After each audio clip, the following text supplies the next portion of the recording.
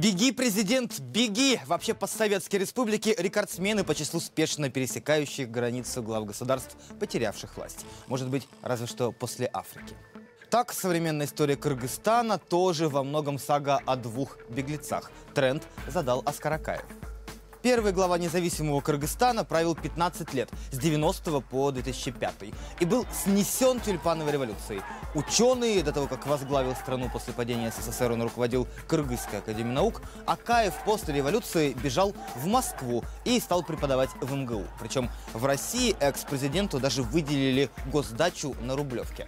Оскар Акаев попытался было однажды приехать на родину в 2014-м на похороны брата. Но уже в аэропорту отменил поездку, так как в Бишкеке пообещали его арестовать прямо на трапе.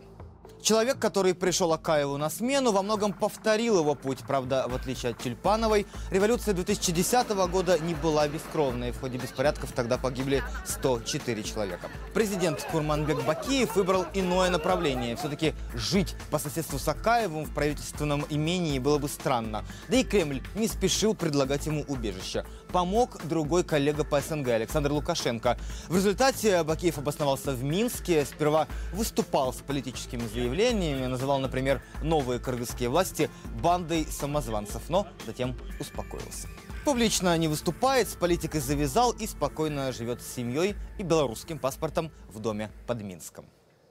Дважды беглец постсоветского пространства Михаил Саакашвили. Президент Грузии, пришедший к власти на волне революции, рос, к концу второго срока растерял популярность и ожидаемо проиграл выборы. Новые власти почти сразу инициировали против него несколько уголовных дел, и Саакашвили сбежал в Украину, переживавшую тогда свой революционный год. Гулял по Майдану, а после победы Петра Порошенко на выборах вошел в его команду и возглавил Одесскую область. Но возвращение в политику в новой стране было недолгим.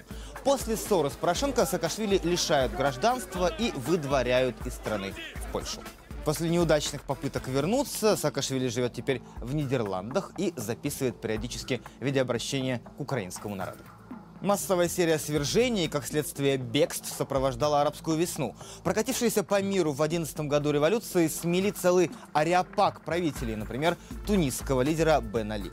Жасминовый беглец правил страной аж с 1987 года. Он и сам пришел к власти в итоге дворцового переворота, но не выдержал напора толпы и улетел в Саудовскую Аравию. На родине приговорен к пожизненному тюремному заключению за убийство демонстрантов во время подавления восстания. Живет под вымышленным именем и тратит $60 миллионов золотом, который успел прихватить с собой. Самый яркий в мировой истории беглец и возвращенец одновременно Альберто Фухимори. Президент Перу, он провел в стране все 90-е, успел вдоволь полетать туда-сюда.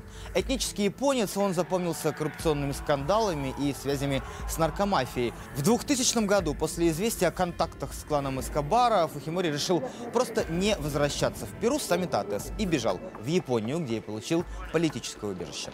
Но спустя 5 лет он почему-то решил, что его простили, вернулся на родину, в результате чего и оказался там на нарах. Причем довольно оперативно. По разным подсчетам, за время президентства Фухимори вывел из Перу до $1,5 миллиарда. В России убегали от кары и кармы, в основном фигуры поменьше, депутаты. Например, эпатажный Алексей Митрофанов после лишения иммунитета обосновался в Хорватии. Последний беглец, пока еще действующий депутат Вадим Белоусов, он от греха подальше уехал в этом июле в Израиль, не дожидаясь даже окончания сессии. Причем претензии к нему связаны с его бывшим политическим куратором, уже губернатором Челябинской области Михаилом Юрьевичем. Тот, кстати, тоже бежал в Лондон.